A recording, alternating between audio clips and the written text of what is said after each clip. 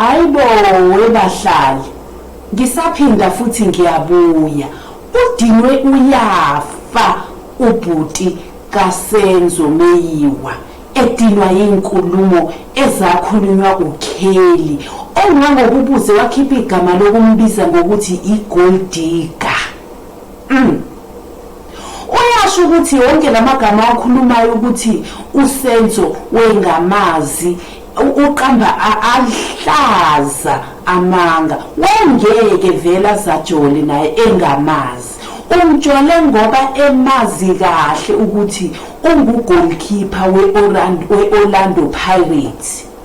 Kodwa manje usekhuluma ukuthi wengamazi kwakona. Udinwe uyafa uSifiso ngobhuti wakhe, uthi udicilele phansi igama likabhuti wakhe.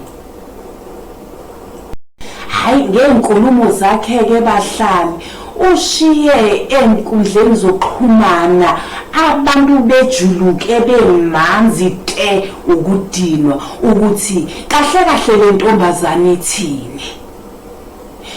Ngoba phela manje ukhuluma ukuthi uSenzo yena eqalizwana naye wevelene nebrand yakhe ewuKheli Khumalo, akazange nje ukuthi wadunyiswa uyena Kheli Khumalo wadumisa yena uSenzo. Mayibeka yini indaba uyibeka kanjalo. Yikho-ke phela abantu bejuluka bemanzi ukudinwa yinkulumo zakhe athe wazibeka ngokuthi uSenzo nokuba niyamazi uyena, hayi ukuthi uSenzo bedumile. Manje leyo nto iphamisa amaphaphe ebantwini badinwa vele ukuthi kanjani umuntu obe ugolkeeper we-Orlando Pirates besuthi wena ubengaziwa kusukela nini?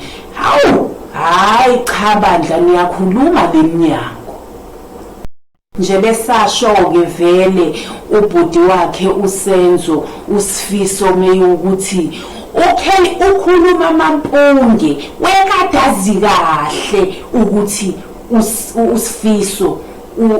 uSifiso ushadile, kodwa manje ukuthi uSenzo ushadile unonkosikazi yingoba nje uyigold digger wayongena efuna ngoba umosha umshado wakhe wayongena khona. Kodwa namhlanje usewumuntu owengazi ukuthi yena ushadile, yena wazibonela ubhuti nje amhlanganiswa omunye wabangani bakhe naye wazijolela naye, engamazi nokuthi udlala ibhola noma ukuthi ungolkeeper, wezibonela nje mfanyana ukuthi wamqoma.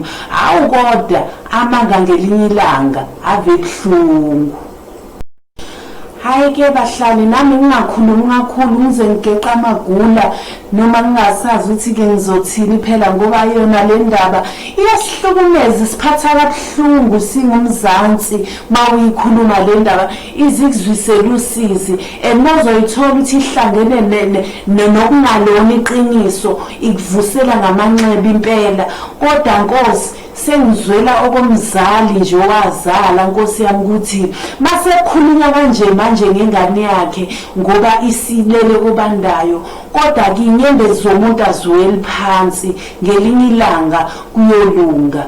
Ngicela-ke bahlali ningisubscribele, ningilandele, nipresse i-ring bell ukuze nangesikhathi esilandelayo uma ngidrophe enye ivideo niphinde futhi nithole i-notification, kube khona into enokhaya nitshela ukuthi nanso-ke futhi enye ivideo sephinde wayifaka ukuze nikhona ukuyibona. Ngiyacela-ke nenze kanjalo, usibe yizithupha ziye gwayini. Ngiyabonga.